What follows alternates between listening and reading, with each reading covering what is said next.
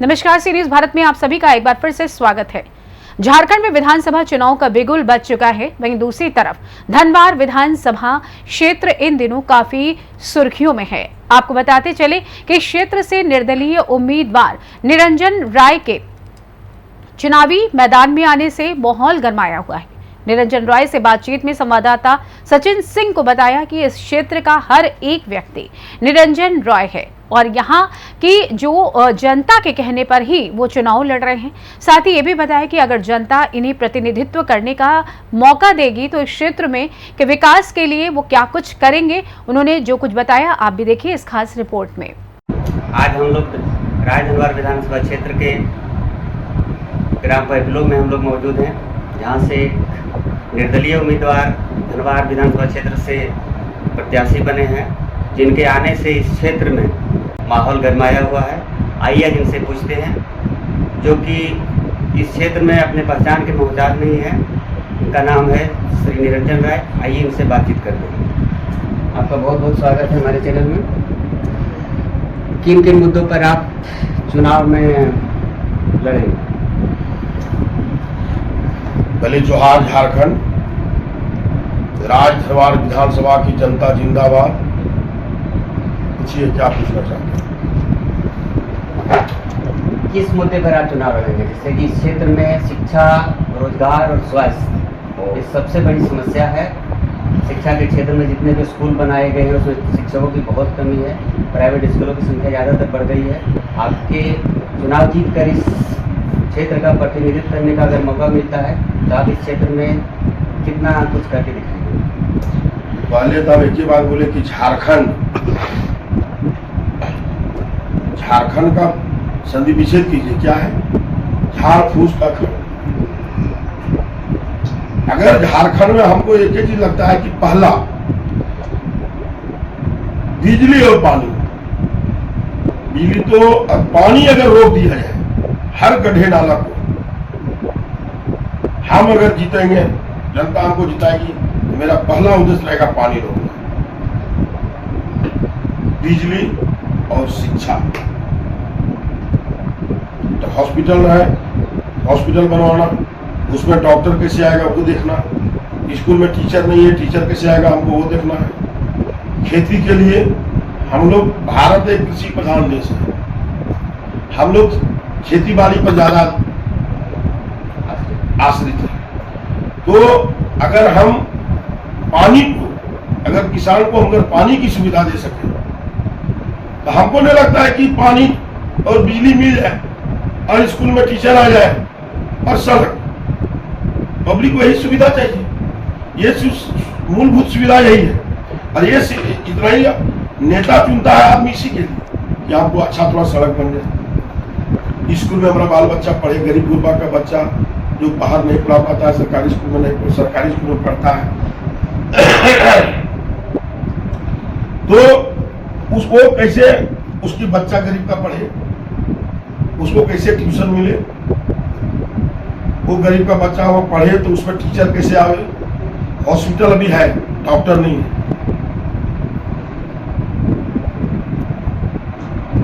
लगभग इस क्षेत्र में जितने भी अस्पताल बनाए गए हैं उसमें डॉक्टरों की बहुत कमी है। ज़्यादातर अस्पताल से रेफर ही किया जाता है। अगर छोटी से छोटी बीमारी का इलाज कराना हो तो डायरेक्ट रेफर किया जाता है गिरिडीह सदर अस्पताल। तो गिरिडीह जिला में खाली बैंडेज प्लास्टर के लिए, इलाज के लिए नहीं है डॉक्टर, क्योंकि हम भी यहीं रहने वाले हैं।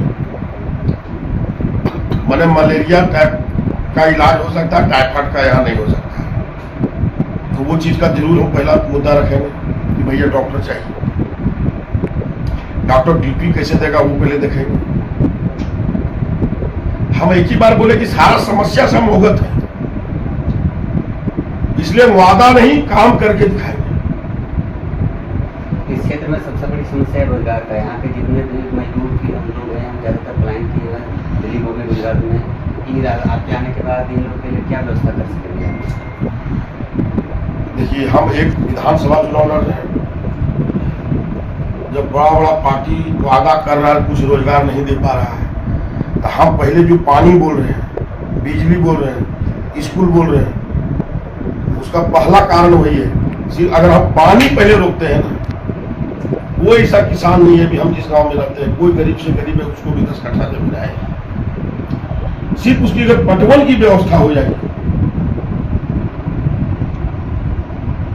अगर घर में अनाज खाने के लिए हो जाएगा तो रोजगार गांव में भी मिलता है। पहला बात है कि जो काम करने वाला व्यक्ति है उसको रोजगार की कमी नहीं है।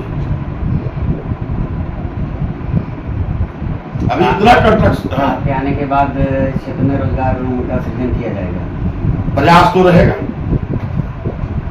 कि किस ढंग से रोजगार क्या करेंगे, पब्लिक को रोजगार मिले, कैसे सुविधा मिले, प्रयास तो रहेगा। कितना कर पाएंगे ये तो भगवान जाने, माता जमाओ माता जाने। एक सबसे बड़ी बात है कि यहाँ के लगभग जितने भी प्रखंड मुख्यालय से लेके जिला मुख्यालय तक भ्रष्टाचार आजकल चरम सीमा पर है। कोई भी काम मतलब बिना चढ़ावा करने होता है। इस पर आप कितना लगाम लगा पाएंगे? ये सब चीज का हम लोग खुद भोगी हैं। इस पर क्या बोले, ये अब सिस्टम बन चुका है कि कितना सुधार पाएंगे। ये चीज तो है कि खड़ा हो गए हैं, चुनाव और जीत गए हैं, तो मैं भी उस दुनिया को बहुत अच्छी तरह से जानता हूँ। हड़कंप तो वैसे नहीं मच गया है कि अगर जीत के ही आएगा, तो क्योंकि हर कुल्लू को मैं जानता हूँ। हम निर्दलीय इसलिए उम्मीदवार खड़ा हुआ हूँ कि मैं रोड पर बैठने वाला नेता बनूंगा। चक्का जाम, भैया इसको सुधार करो, किसी को प्रणाम नहीं करेंगे। सुनना है सुनो, नहीं तो चलो यहाँ आप बैठो। निर्दलीय खड़ा होने का मकसद ये है कि हम बेलगाम घोड़ा बनेंगे। जनता को अगर विकास चाहिए तो हमको बेलगाम घोड़ा को पावर दो, फिर देखो कि क्या करके दिखाते हैं। नहीं करेंगे लात मार के हटा दो। हम ये दावा करते हैं कि अगर 1 साल में हम नहीं कुछ करेंगे तो हम जब ऐलान करते हैं कि सारा जनता उठ के आए या आप रिजाइन मारिए, मैं इमीडिएट रिजाइन मार दूंगा। आपका यहाँ के आम जनता से वादा है? ये वादा है मेरा। हमको कुर्सी का कोई भूखा नहीं, प्रभु के कृपा से एक लेबर को कुदार देता है, एक मजदूर को, और क्या चाहिए? भगवान सब कुछ दे दिए। हमको किसी चीज का भूखा नहीं है। तो क्या चाहिए? भगवान सब कुछ दे दिए। हमको किसी चीज का भूखा नहीं है। अगर भूख होता तो कभी पॉलिटिक्स में नहीं उतरते। धंधा वाला है तो पैसे कमाने की होड़ में रहते। जनता के बीच में जो कमाते हैं, टैक्स दिया हुआ, ठेकेदार है, ठेकेदार बेचारा को बिना वाट का कोई 1 रुपया नहीं है, क्योंकि उसको टैक्स जितना हमारा 10% प्रॉफिट है वो अगर हमको बच जाए तो उतने तो बहुत है। हम वो 10% को 5% बचाना मुश्किल है, वो भी 5% में हम 2% जनता पीछे खा चुके हैं। आज जमाओ माता मंदिर जो हमारा है, जो कोडरमा लोकसभा का सबसे सुप्रसिद्ध मंदिर है, वो रोल मॉडल मेरा है। दशरथ मांझी सर रोड काट के बनाए थे 2017 में। आज वो पक्की हुआ है। कैसे हुआ है हम जानते हैं।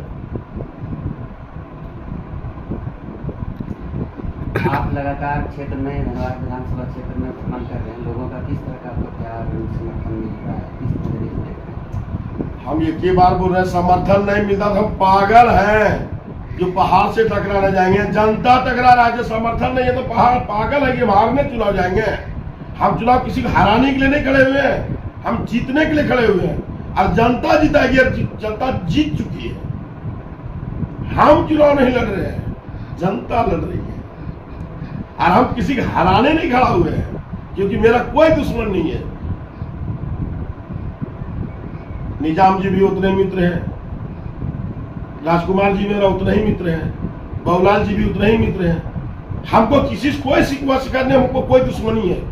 हमको चुनाव, हमको जनता खड़ा किया है, जनता चुनाव जीतने के लिए हुआ है। सबको देखा है जनता।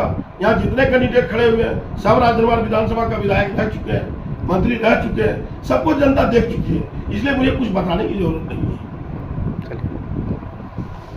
जैसा कि अभी आप लोगों ने देखा कि हमारे धनबाद विधानसभा क्षेत्र के जो निर्दलीय प्रत्याशी हैं श्री निरंजन राय जी, उनसे बातचीत हुई। इनका जो बात करने का तरीका है वो आप सब देख सकते हैं कि एक आम आदमी की तरह जमीनी स्तर पर काम करने वाले बोलो। हर एक मुद्दे से अवगत है इनका कि क्या हाँ क्या यार, इस इलाके में क्षेत्र में कमियां हैं, उनको किस तरह पूरा किया जाए, इस बारे में हमने बातचीत की ठीक है यार। इनका कहना साफ है कि हम जन चुनाव नहीं, जी। यहाँ की जनता चुनाव लड़ रही है और यहाँ की जनता ही जीत को सुनिश्चित करेगी। गिरिडीह गांव से सीनियर संवाददाता सचिन सिंह की रिपोर्ट। फिलहाल इस खास रिपोर्ट में बस इतना ही। देश दुनिया की तमाम खबरों को जानने के लिए आप देखते रहिए सी न्यूज़ भारत। हर खबर आपके साथ, आपके हाथ।